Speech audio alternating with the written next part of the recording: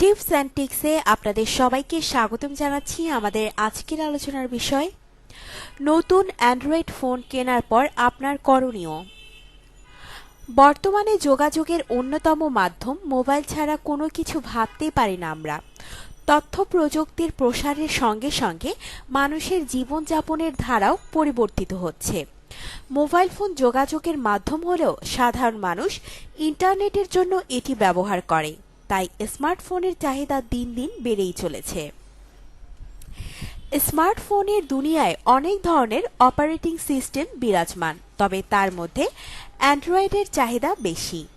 সবাই চায় একটি মোবাইল ফোন যেটাতে অ্যান্ড্রয়েড থাকবে এবং নানা ধরনের সফটওয়্যার ব্যবহার করা যাবে।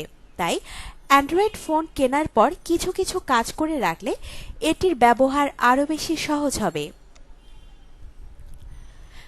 গুগল অ্যাকাউন্ট সক্রিয় করা। যখন কেউ নতুন কোনো ফোন কেনে তখন প্রথমেই বলা হয় গুগল অ্যাকাউন্ট চালু করতে।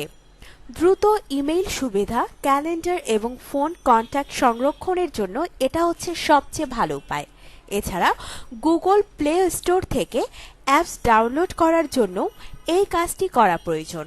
অনেকেই মনে করেন তাদের অ্যাপসের প্রয়োজন নাই, তাই তারা অ্যাকাউন্ট চালুর বিষয়টা এড়িয়ে যান, তবে এটা সবার করা উচিত।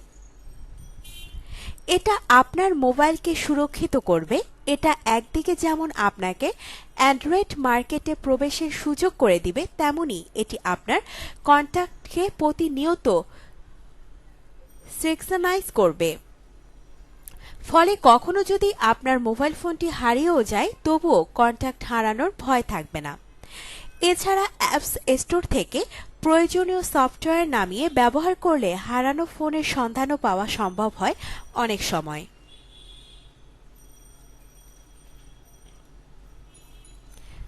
ওয়াইফাই ব্যবহার করা। দ্রুত গতির ইন্টারনেট ব্যবহারের জন্য অবশ্যই ওয়াইফাই ব্যবহার করুন। এটি স্বভাবতই মোবাইলের জিএসএম 3G কিংবা 4G ইন্টারনেটের তুলনায় অনেক বেশি গতিসম্পন্ন। এটি আপনার মোবাইলের গতিকে বাড়িয়ে দিবে। এছাড়া আপনার মোবাইলের চার্জ খরচ কম হবে এবং আপনার মোবাইল ইন্টারনেটের খরচ কমিয়ে দেবে। তাই যেখানে ওয়াইফাই ব্যবহারের সুযোগ থাকবে সেখানে অবশ্যই ব্যবহার করবেন। আপনার সোশ্যাল অ্যাপগুলোর আপডেট নিয়ন্ত্রণ। মোবাইলে আপনি হয়তো অনেক সোশ্যাল অ্যাপ অথবা খবরের জন্য অ্যাপ ব্যবহার করে থাকেন। সেক্ষেত্রে এই অ্যাপগুলো কত দ্রুত আপডেট হচ্ছে সেটা নিয়ন্ত্রণ করা জরুরি।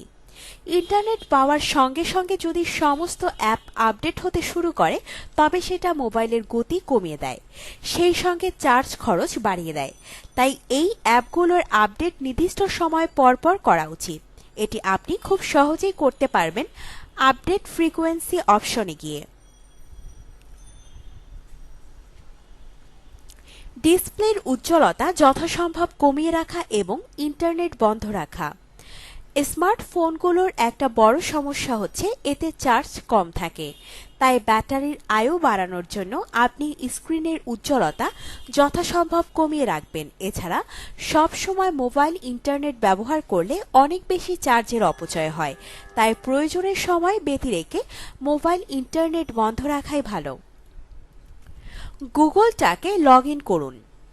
গুগল টক হচ্ছে একটি স্বয়ংক্রিয় অ্যাপ যেটি দিয়ে আপনি অন্য কোনো অ্যান্ড্রয়েড ফোনের সাথে কথা বলার জন্য ব্যবহার করা যায়। এমনকি কম্পিউটার বা ল্যাপটপ থেকে জিমেইলের মাধ্যমে কথা বলা সম্ভব। এছাড়া আপনার ফোনে যদি সম্মুখ ক্যামেরা থাকে তাহলে এর মাধ্যমে আপনি ভিডিও চ্যাটও করতে পারবেন খুব সহজে। সেক্ষেত্রে অন্যান্য সফটওয়্যারের তুলনায় আপনার ইন্টারনেট খরচ কম হবে। আপনার জীবনকে আনন্দময় করে তুলতে এবং বিভিন্ন স্বাস্থ্য টিপস ও পরামর্শ পেতে আমাদের চ্যানেল সাবস্ক্রাইব, লাইক ও শেয়ার করবেন। ধন্যবাদ।